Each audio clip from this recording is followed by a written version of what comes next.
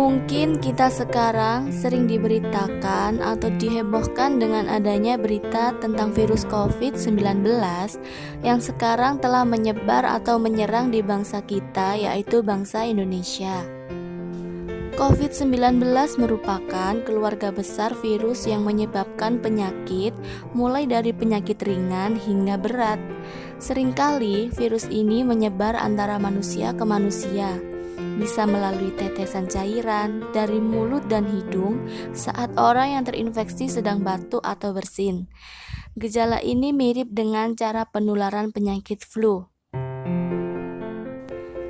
Tetes cairan dari mulut dan hidung pasien tersebut bisa jatuh dan tertinggal pada mulut dan hidung orang lain yang berada di dekatnya, bahkan dihisap dan terserap ke dalam paru-paru orang tersebut melalui hidungnya.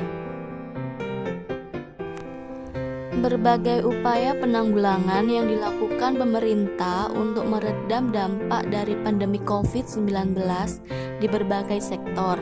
Hampir seluruh sektor terdampak, tak hanya kesehatan, sektor ekonomi juga mengalami dampak serius akibat pandemi COVID-19 ini. Pandemi COVID-19 telah menyebar di seluruh dunia, yang mana banyak negara terserang penyakit ini sampai menghadapi tingkat kematian dan kerugian ekonomi yang cukup tinggi. Pandemi COVID-19 menyebabkan peningkatan angka pengangguran. Pandemi COVID-19 ini juga memberikan dampak yang signifikan terhadap perekonomian masyarakat. Banyak masyarakat yang mengeluh dan terhenti aktivitasnya karena pandemi COVID-19 ini. Tantangan milenial Indonesia menghadapi COVID-19 terlalu menganggap enteng suatu masalah.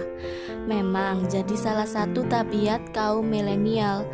Ini termasuk juga menganggap remeh pandemi virus corona yang sedang dihadapi oleh seluruh penduduk dunia. Anak muda harus tahu bahwa pandemi virus corona sudah menyebabkan kematian yang sangat banyak, termasuk di Indonesia.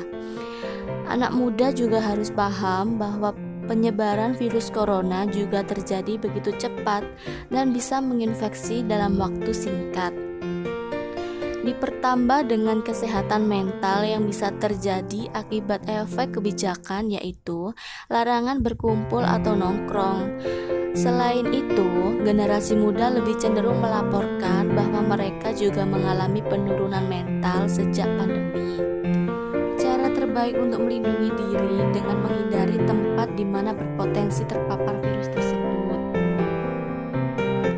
yaitu perbanyaklah cuci tangan menggunakan air dan sabun paling tidak selama 20 detik, terutama sebelum Anda keluar kamar mandi, sebelum makan, dan setelah Anda buang ingus atau batuk dan bersin.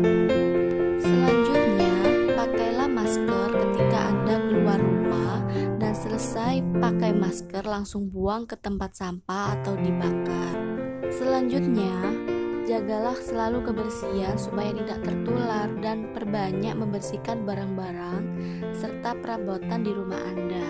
Selanjutnya, buka dan tutup pintu dengan siku atau bahu alih-alih tangan jika memungkinkan. Lalu, selalu cuci tangan dengan sabun sebelum makan dan setelah keluar di tempat umum.